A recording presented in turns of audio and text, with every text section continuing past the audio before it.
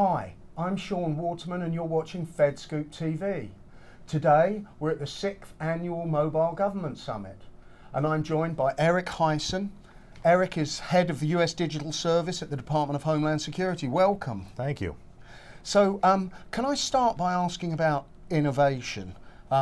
We've all heard about server huggers and privilege hogs, but what are the greatest barriers to innovation in the federal government? Sure. Well, it's easy to think that the challenges are just with the technology, but from what I've been seeing from the, I think, almost 2 years as one of the first members of USDS till today, is that that's can be challenging, but the ways in which we govern and manage technology and big acquisitions is sort of more than anything else a big challenge. So the government broadly still tries to build software like we build helicopters by saying that we have to start off by writing all our requirements out, then looking at all the different alternatives, then picking a single solution, building it to completion, testing it, launching it, and then retiring it. And that is a great process when you're building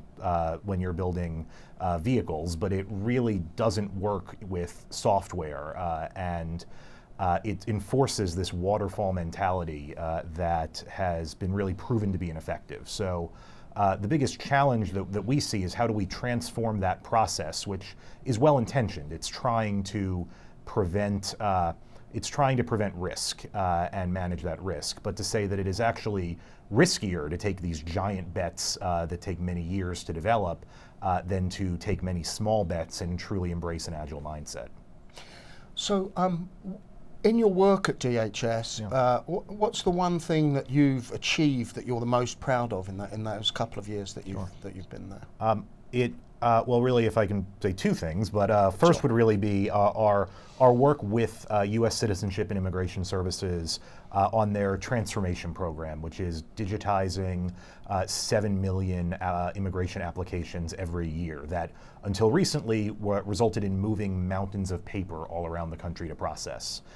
And the work that we were able to do with a very small team of engineers, product managers, designers, by partnering with some really incredibly talented folks inside the agency, has been to take that program and really turbocharge it. So to move to a point where today a quarter of the immigration system is processed digitally, and we're on track to be at 40% by the end of the year. And that's sort of the single project I'm very proud of. But beyond that, building out an amazing team. The DHS Digital Service is now 25 people. We're the second largest of the different embedded digital service teams. And we've been able to recruit and build a team and a culture inside DHS that's making the department one of the most productive places to do modern digital service delivery, which I don't think many people would have thought about DHS in that category a few years ago, but thanks to some amazing folks at all parts of the department and the great folks we've been able to bring in, I think we're being able to turn the tide there. And do you see that then as the legacy? And candidly, you know, there is going to be a change of administration in January.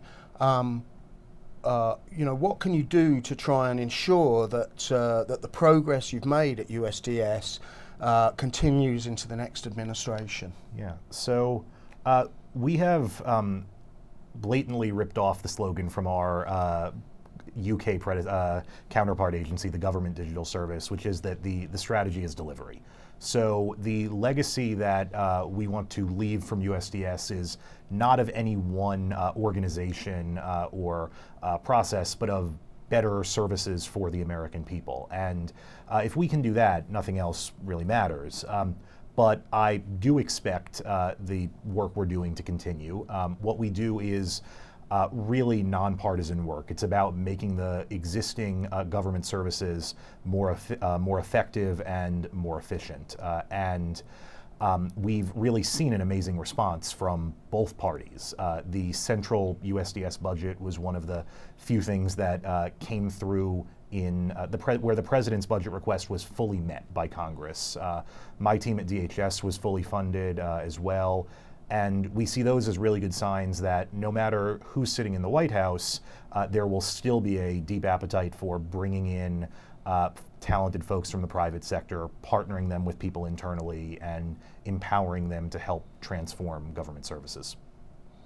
Well, that's a great thought to end on. Thanks very much for dropping by, Eric. Sure, thank you.